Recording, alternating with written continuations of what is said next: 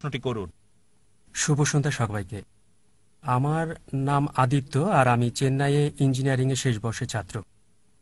আর যদিও বা আমি হিন্দু, ইসলাম সম্পর্কে প্রশ্ন করছি আর জিজ্ঞাসা করছি, কারণ জাকির নায়েক হচ্ছেন সবচেয়ে উপযুক্ত। যেমন আপনি লেকচারে অনেকবার বলেছেন যে পবিত্র কোরআন লেখা হয়েছে 1400 বছর আগে, আর মনে করা হয় সবচেয়ে সেরা এবং আল্লাহর দেয়া সর্বশেষ ওহী। তাই আমার দুটি প্রশ্ন। আল্লাহ সবকিছু জানেন, কেন তিনি সেরা গ্রন্থটি প্রথমেই দেননি প্রথম নবীকে, আর ঈশ্বর এত সময় নিলেন তার জ্ঞানের সেরাটা দিতে? আমার দ্বিতীয় প্রশ্ন এটার সাথে সম্পর্কিত, যদিও পবিত্র কোরআন লেখা হয়েছে 1400 বছর আগে, আর মানুষ পৃথিবীতে বসবাস করছে হাজার হাজার বছর আগে, তাই কেন অতি দয়ালু আল্লাহ তাদের সেরা জ্ঞানটা দেন না যা আমাদের দিয়েছেন 1400 বছর আগে? ধন্যবাদ সবাইকে। ভাই, আপনি প্রশ্ন করলেন খুবই প্রাসঙ্গিক প্রশ্ন, দুটো প্রশ্ন, একটা হচ্ছে আরেকটার উত্তর। আপনি বললেন যে কেন আল্লাহ সুবহানাহু ওয়া তাআলা এই চূড়ান্ত বার্তা দিলেন 1400 বছর আগে, প্রথম মানুষ থেকে কেন দেননি? আর দ্বিতীয় অংশ একই প্রশ্নের উত্তর, যে 1400 বছর আগে যে লোকজন ছিল তাদের ব্যাপারে কি হবে? তারা কোরআন থেকে বঞ্চিত।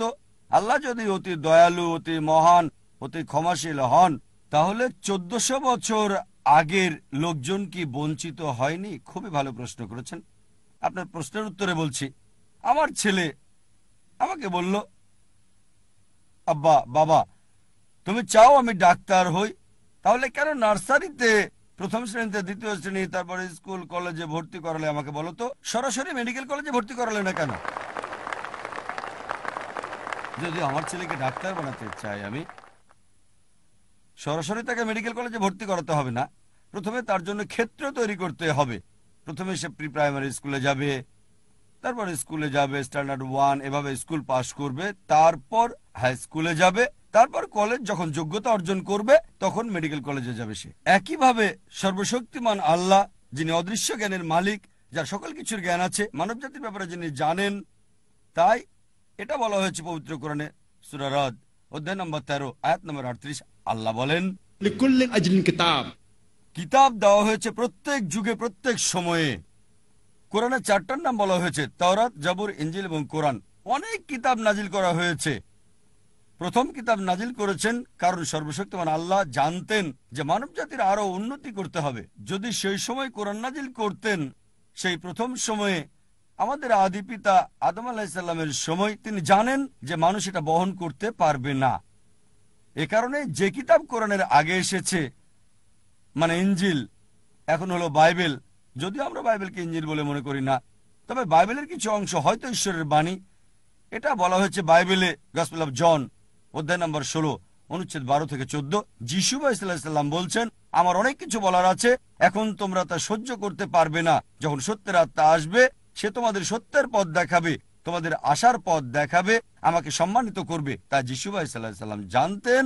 তারপরও তিনি বলেছেন, তোমরা তা সহ্য করতে পারবে না, এজন্যই সর্বশেষ এবং চূড়ান্ত নবী আসবে, সে তোমাদের আশার পথ দেখাবে। এভাবে সর্বশক্তিমান আল্লাহ ভালোভাবে জানতেন কোন সময়টা সর্বশেষ ও চূড়ান্ত বার্তা কোরআন নাজিলের উপযুক্ত সময়, আর সেটা ছিল 1400 বছর আগে। এবার আপনার দ্বিতীয় প্রশ্নে আসি, কোরআনের আগের লোকজনের কি হবে? তাদের ব্যাপারে বলি, আমার ছেলে যদি ক্লাস 1-এ পড়ে, তাকে মেডিকেল কলেজের প্রশ্নপত্র দেওয়া হবে না, ক্লাস 1-এর প্রশ্নই তাকে দেওয়া হবে।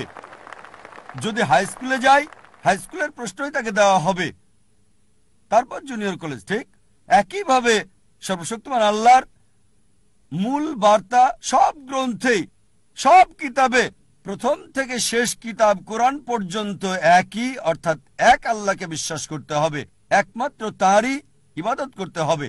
তাই সব নবীগণ, প্রথম নবী আদম আলাইহিস সালাম থেকে শুরু করে, তারপর নূহ, ইব্রাহিম, মুসা, ঈসা, মুহাম্মদ সাল্লাল্লাহু আলাইহি সাল্লাম, সবার মূল কথা একই, আল্লাহ সুবহানাহু ওয়া তাআলার একত্ববাদ, তাওহীদ সম্পর্কে। আর এই আল্লাহর একত্ববাদ, তাওহীদ নিয়ে ইনশাআল্লাহ আমি বিস্তারিত আলোচনা করব এই কনফারেন্সের শেষ দিনে, শেষ রবিবারে, 20 জানুয়ারি ইনশাআল্লাহ। আশা করি উত্তরটা পেয়েছেন। ধন্যবাদ। From the chapter 9 verse number 5, that Iman is the negligence of Salah.